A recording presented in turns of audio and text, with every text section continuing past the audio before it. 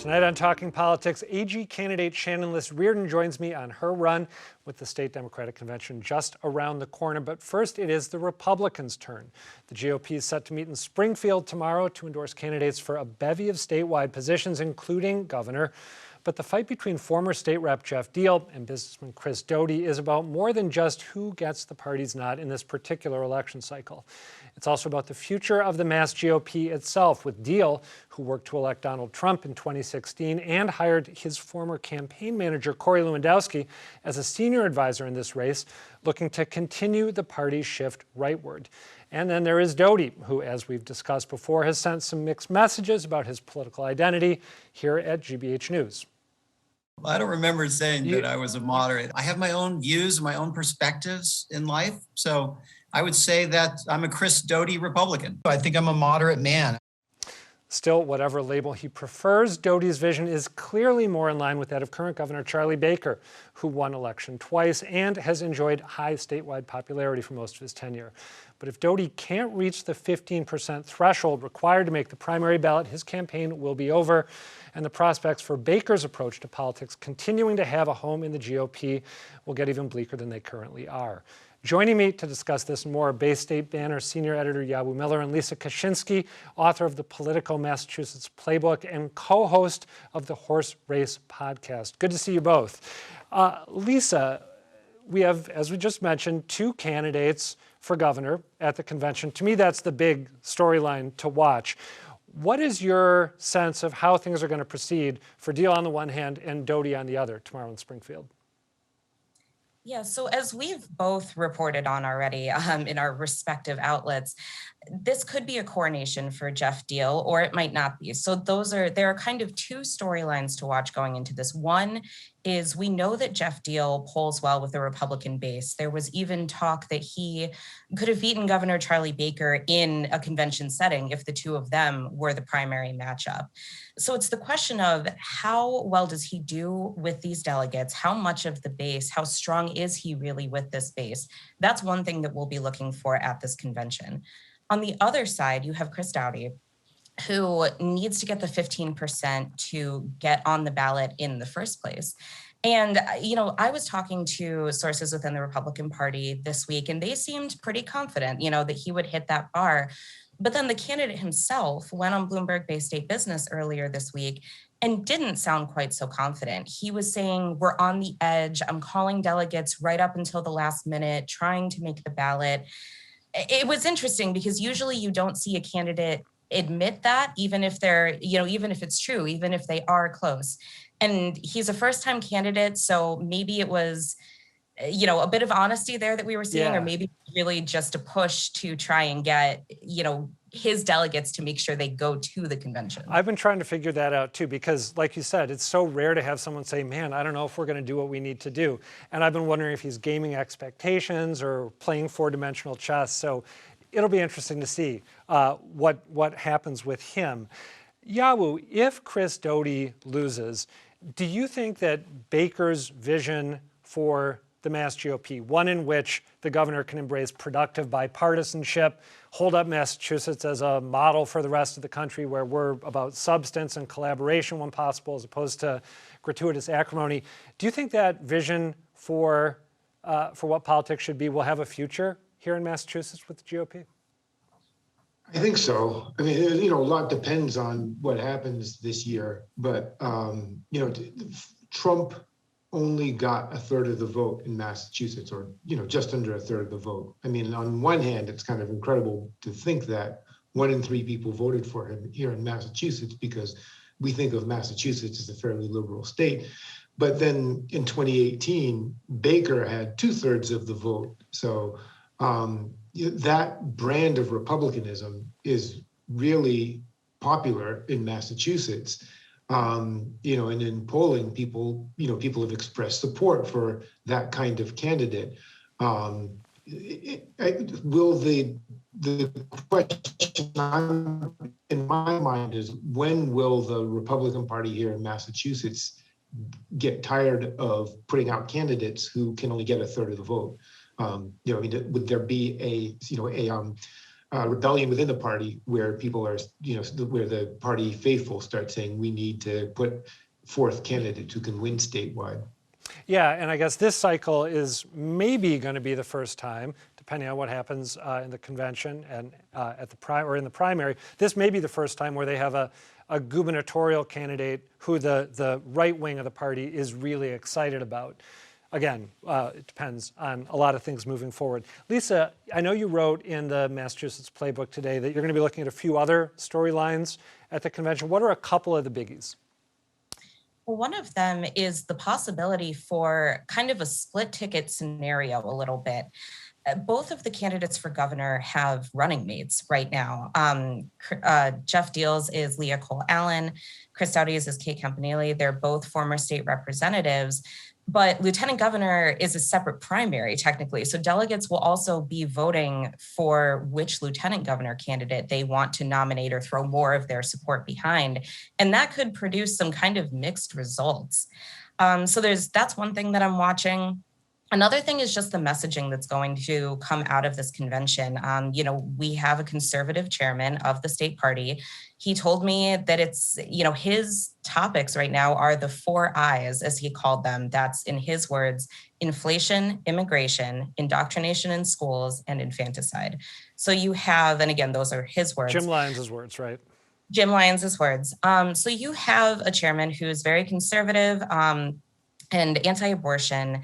And you have speakers that kind of align with that and who are also going to talk about immigration. You're also going to see a push for tax relief because that Democrats are not moving forward with that right now on Beacon Hill. So there's some things that will be able to rally kind of all the different factions of the Republican Party in the room, like tax relief, but there are also things that could still prove divisive. And we know that the party has been plagued with some pretty public infighting over these past few months, especially since Jim Lyons took control and kind of has had this war with Charlie Baker. So Baker won't be there, and some of his allies will be, some of them won't. So definitely watching just the general party dynamics going forward. It should be fascinating. Lisa, let me stay with you for a second, but shift topics. I wish we didn't have to talk about COVID on the upswing, but it is on the upswing, and I think we do. Cases are up. Hospitalizations are up. The CDC right now shows that almost all of Massachusetts is at high transmission level. And when you're at high transmission level, the CDC recommends that you consider masking indoors. Governor Baker is facing increased calls from some public health experts to either issue another mask mandate or a mask advisory. Where does he stand at this point on those calls? I would say don't expect those to happen. The governor has been asked repeatedly over the past 2 weeks, as you said, his cases have been rising, his metrics have been rising. Now the CDC, the federal health officials are saying that 1/3 of Americans should be masking up in public indoors. Cases are rising at the State House. We're getting new reports of people testing positive every day or every other day. But he is really resting on Massachusetts' high vaccination rate.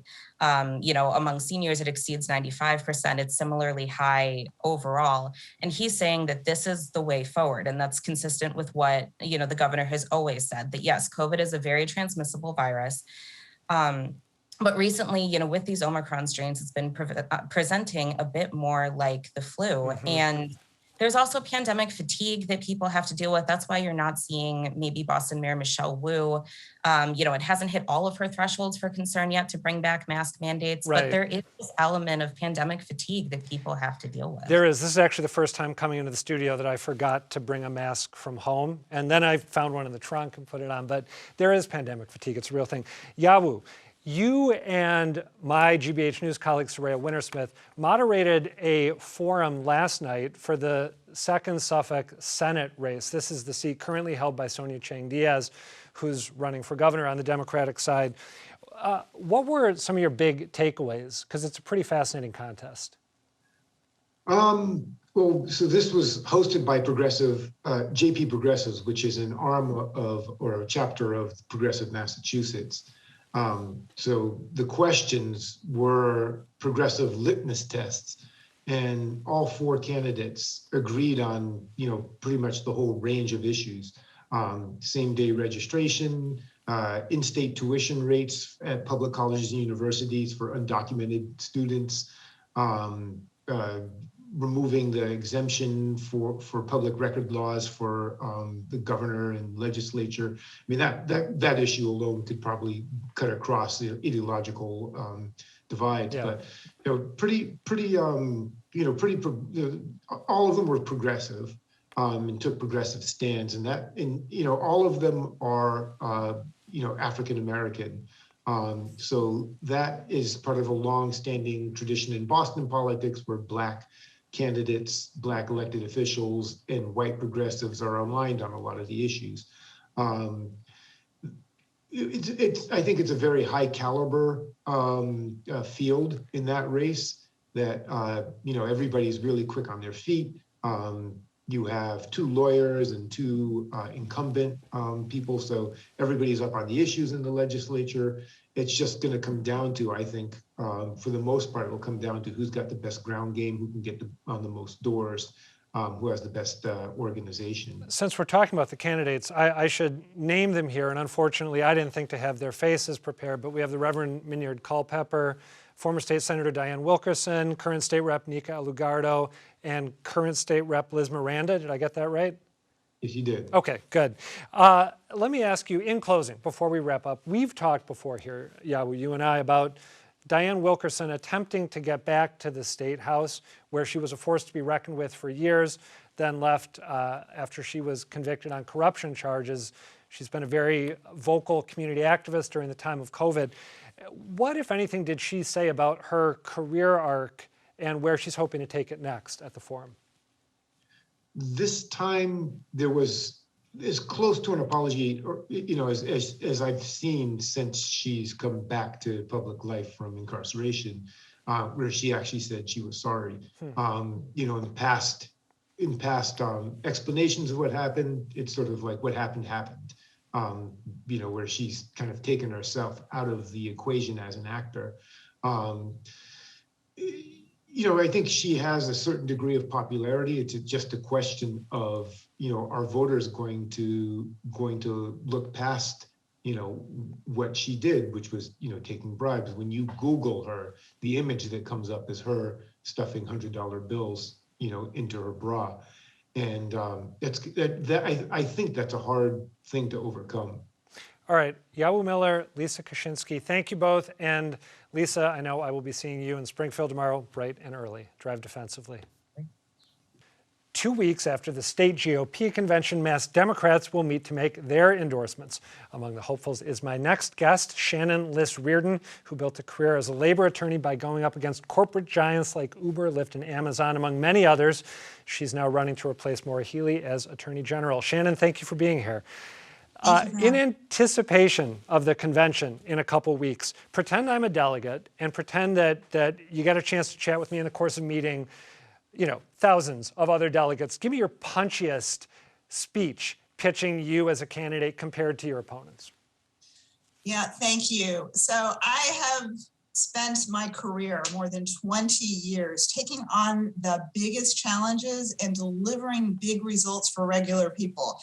For the last 23 years, I have represented working people, and I've taken on some of the largest corporations in America: Starbucks, FedEx, Uber, Amazon, IBM, my alma mater, Harvard University.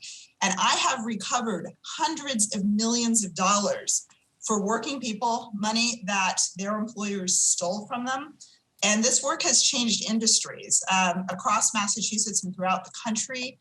I have been effectively working as a private attorney general for the last 20 years, and I am so excited about this opportunity to take it to the next level and continue and expand on this important work with the power of the state behind me as Massachusetts' next attorney general. Thank you for that. You've sued Harvard, I believe, 4 times. Am I correct? At least. Okay. Yes. When I was looking over candidate questionnaires before talking with you, I was looking at the Progressive Mass surveys that you and Quentin Pelfrey and Andrea Campbell filled out. You and Quentin Pelfrey agree on some big policy questions. You're both supportive of safe consumption sites for drug users to prevent overdoses. You both support keeping the charter school cap in place, making public transit entirely free, and single-payer health care. Are there policy areas where there are big differences between you and Quentin Pelfrey, or do the differences that you want to highlight emerge in other areas? I think the main difference between me and the other candidates in this race is experience. I think the job of Attorney General, this requires a seasoned litigator. I'm a practicing lawyer. I'm the only candidate in the race who is a practicing lawyer, but not only that, I have been widely recognized as being one of the top plaintiffs lawyers in the country for the work that I have done, for the powerful interests that I've taken on. I've shaped the law. I have won the jury trials. I've won the appeals that have helped strengthen our laws to better and more fairly serve the people. And I think that is what the people of Massachusetts want. Yesterday, I was very honored to receive the endorsement of the Massachusetts AFL-CIO. So there are now 500,000 working people across Massachusetts have put their support behind this campaign. And I'm very excited about continuing the fight I've been doing for the last 20 years and doing it for the people of Massachusetts. Let me ask you about a statement that your campaign put out a couple weeks ago, focusing on, I asked about Quentin Pelfrey earlier, focusing on Andrea Campbell. She had said in a forum at Boston College Law School that she supported keeping the charter school cap in place, like you and Quentin Pelfrey do. She subsequently reversed herself, said she'd misspoken, that she wants to lift the cap. She also right now says that she's opposed to safe consumption sites for drug users after expressing openness to them when she was running for mayor of Boston. Your campaign manager, Jordan Meehan, put out a statement saying, how are voters going to be able to compare candidates' positions on critical issues like safe consumption sites and charter school expansion when Andrea Campbell's positions seem to depend on the day and on the audience? Do you believe that Andrea Campbell changes her positions depending on who she's talking to? I think what Massachusetts voters want to see is someone that they can trust and that they can believe in, who will stand by what they say and will make things happen based on what they are conveying to the voters. So I think everyone knows where I stand. I have devoted my career to taking on the most powerful interests on behalf of the people and winning. That's what I'm going to do as Attorney General.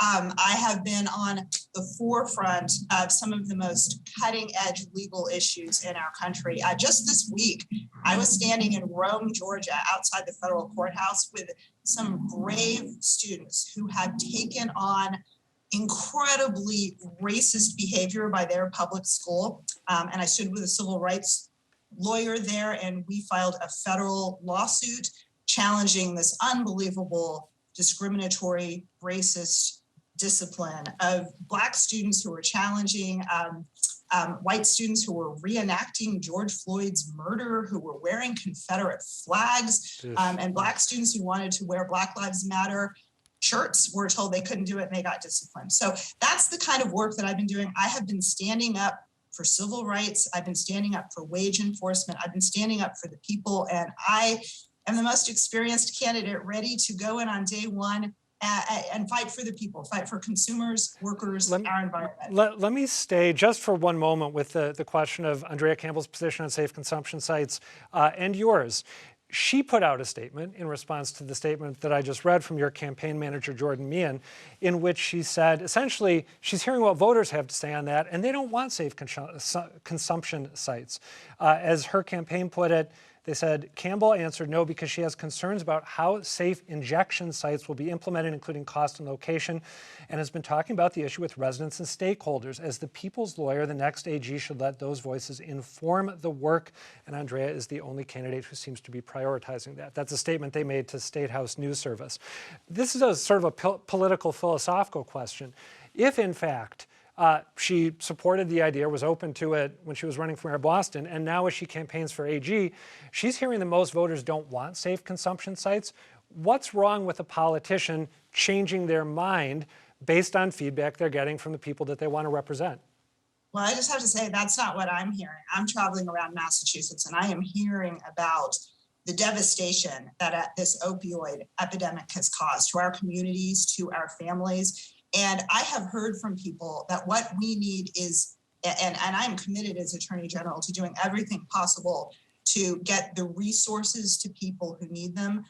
We should not be using our criminal justice system to try to prosecute our way out of the opioid crisis. We need to provide care and resources in safe consumption sites are an important step toward getting there. And what I am hearing out there is that people support them and understand that we need to use every tool in our power to connect people who are plagued by addiction, to get them interacting with and able to access services that we need to be providing for them to In take that care of same, us. oh, sorry, I didn't mean to step on the end of your Yeah. statement. I apologize. In that same Progressive Mass survey that I mentioned a moment ago, you criticized the current Attorney General, Maura Healey, for choosing to defend the Commonwealth in a couple cases where you believe she should not have defended the state. Can you describe what those cases are and what you would do as AG if faced with a case that you thought had merit against the state? So Maura Healey has been a terrific Attorney General, and I am very excited about the possibility of stepping into her shoes and expanding on her great work. As a civil rights lawyer for the last 20 years, I do know that sometimes the state is not on the right side of the issues. For instance, I have a case right now against the state police for violating our newly enacted Paid Family and Medical Sick Leave Act. They're just blatantly violating it. I'm going to take on even state agencies that are not in compliance with our laws. Right now, there's a case that is challenging our discriminatory approach to addressing a historic problem we face in Massachusetts, an ongoing issue of lead paint in our housing stock. This is an educational issue, this is a health issue, and this is an equity issue.